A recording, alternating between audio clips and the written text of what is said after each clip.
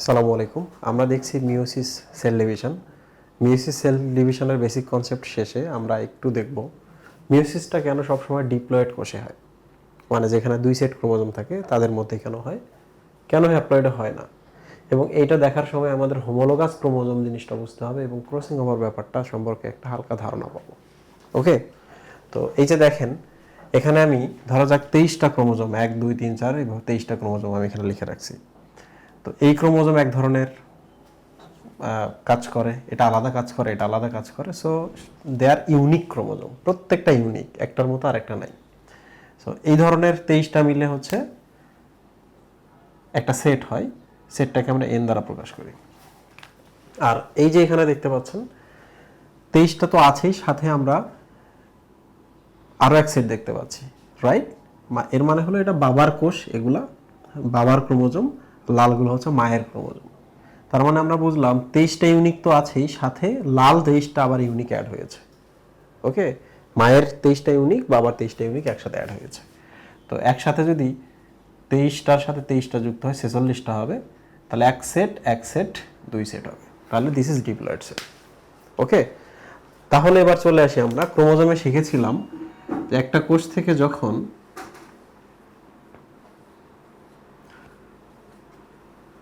চারটা কোষ ক্রিয়েট হয় তখন এই কোষগুলোর মধ্যে একটু বৈশিষ্ট্যের চেঞ্জ থাকে।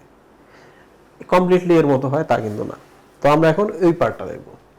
দেখেন, আপনাকে যদি এইটা দিয়ে বলেন তো এইটা আপনি কোথায় পাবেন, এই 23টা ক্রোমোজোম? আপনি বলবেন একটা শুক্রাণুতে এই ধরনের থাকে 23টা, কিংবা একটা ডিম্বাণুতে এই ধরনের থাকে 23টা, তাই না? তাহলে ওই হ্যাপ্লয়েড সেট পাবেন আপনি আইদার শুক্রাণুতে অথবা ডিম্বাণুতে। বাট ডিপ্লয়েড আপনি কোথায় পাবেন?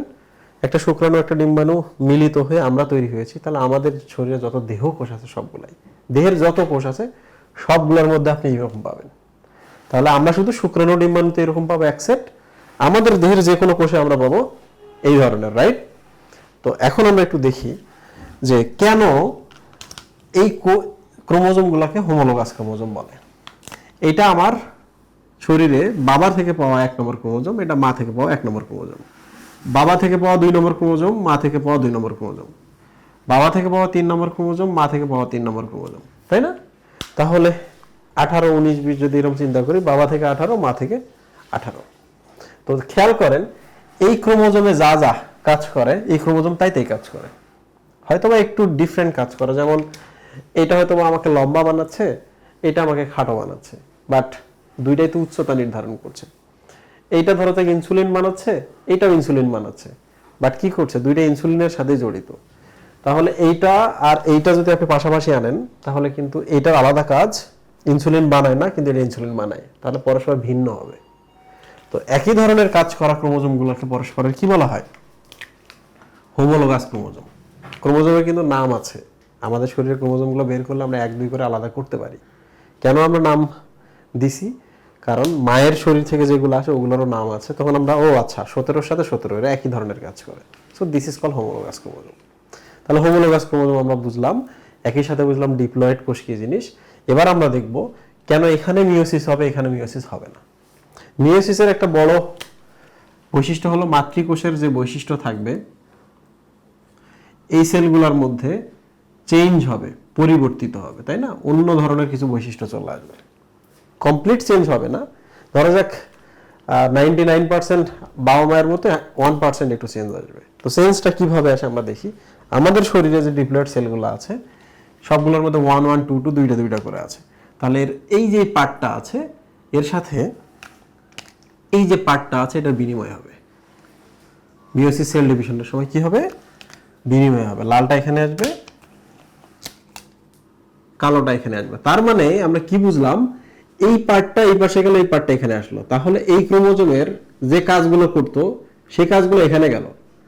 আর আমরা জানি হোমোলোগাস ক্রোমোজোমের এখানে যে কাজগুলো ছিল এইটার মতোই একই রকম কাজ করছে, তাই না? তো এই কাজ ওখানে, ওই কাজ এখানে দিলে একটু চেঞ্জ হবে, বাট একই জিনিস তো বিনিময় হলো, তাই না?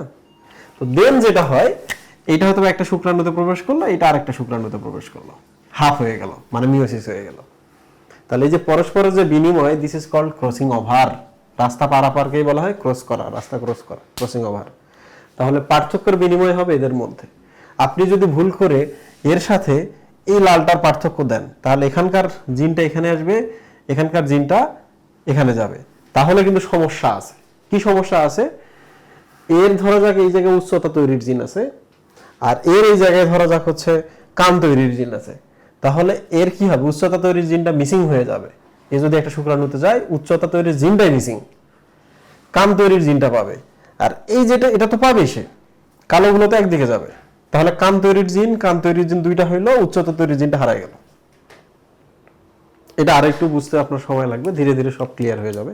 সো আমরা দেখলাম মিয়োসিসে যেহেতু ক্রোমোজোম অর্ধেক হয়, জাস্ট সবগুলো ভেঙে ভেঙে ভেঙে ভেঙে একদিকে যাবে 23টা, লালগুলো যাবে আরেকদিকে 23টা। কিন্তু যখন যাবে, এই কালোটা যেদিকে যাবে সাথে একটু লাল নিয়ে যাবে, এই লালগুলো যেদিকে যাবে সাথে একটু কালো নিয়ে যাবে, সামান্য একটু চেঞ্জ নিয়ে যাবে, তাহলে সন্তানটা একটু ডিফারেন্ট হবে, কমপ্লিটলি বাবা মায়ের মতো হবে না, একটু ডিফারেন্ট হবে, কারণ অল্প একটু চেঞ্জ নিয়ে এসে চলে যাচ্ছে শুক্রাণুতে। এই জন্য পৃথিবীর বাবা মা যেমন, সন্তানরা দেখতে তেমন হয় না। তো আমরা এখানে আরেকটা জিনিস শিখলাম যে মিয়োসিস ঘটাইতে হলে বৈচিত্র্য লাগে, আর বৈচিত্র্য সৃষ্টির জন্য সবসময় হোমোলোগাস ক্রোমোজোম লাগে, আর হোমোলোগাস ক্রোমোজোম সবসময় ডিপ্লয়েড কোষে পাওয়া যায়, বাপ মায়ের ক্রোমোজোম। হ্যাপ্লয়েড কোষে হোমোলোগাস ক্রোমোজোম নাই, বিনিময় সম্ভব না, আর বিনিময় যদি সম্ভব না হয়, তাহলে যতই কোষ বিভাজন করেন আপনি কোনোভাবেই বৈচিত্র্য পাবেন না। ওকে, আশা করছি আপনারা সবাই এই ব্যাপারগুলো বুঝতে পেরেছেন। সবাইকে ধন্যবাদ। আল্লাহ হাফেজ।